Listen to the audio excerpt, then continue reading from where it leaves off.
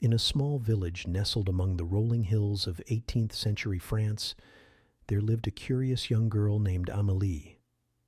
Unlike the other children who spent their days helping in the fields or learning household chores, Amélie dreamed of worlds beyond her modest stone cottage. Her imagination was a wild, untamed thing, much to the gentle concern of her parents. One crisp autumn morning, while her mother prepared bread and her father mended tools, Amélie wandered through the village. Her steps were lighter than usual, her mind dancing with thoughts of adventure. The cobblestone streets whispered stories beneath her worn leather shoes, and the autumn wind carried the promise of something extraordinary. She found herself drawn to an old building she'd never truly noticed before. A small, weathered library tucked between a baker's shop and a carpenter's workshop. Sunlight caught the dust motes dancing through its small, imperfect windows, and something about its quiet presence beckoned her. The librarian, an elderly man with kind eyes and hands weathered by years of handling delicate pages, watched her with a knowing smile. "Go on," he whispered. "Some books choose their readers." Among the shelves, Amélie's fingers traced the spines of leather-bound volumes. Her hand stopped at a particular manuscript. Its cover was unlike any she'd seen. Intricate designs seemed to shimmer slightly, as if the very leather was alive with possibility. The book was heavy, its pages yellowed with age, bearing the unmistakable scent of forgotten stories. As she opened the manuscript, something magical began to happen.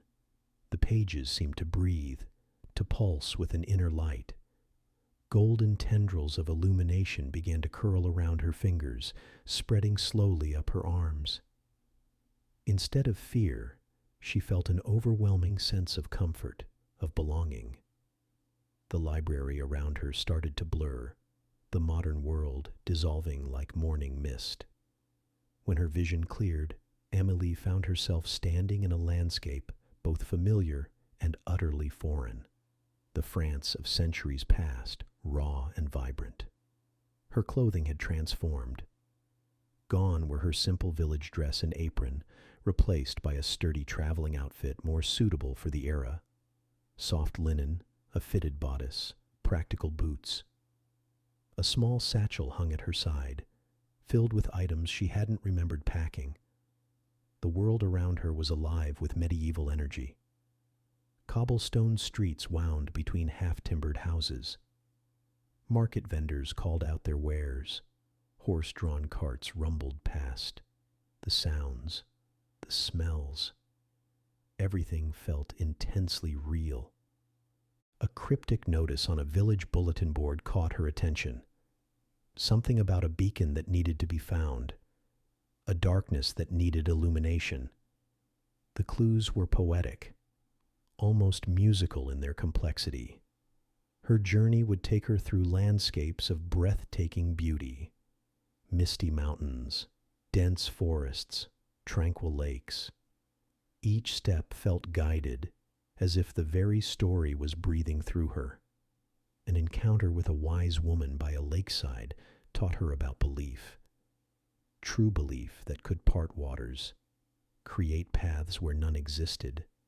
A dragon spoke to her of light and darkness, of the delicate balance between hope and despair.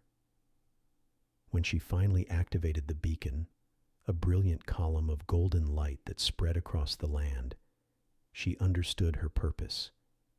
She wasn't just reading a story, she was living it, healing a world that had forgotten its magic. As suddenly as it began, the journey ended.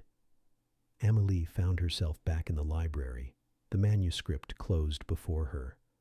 No time seemed to have passed, but in her pocket, a small token remained, proof that her adventure was more than just imagination.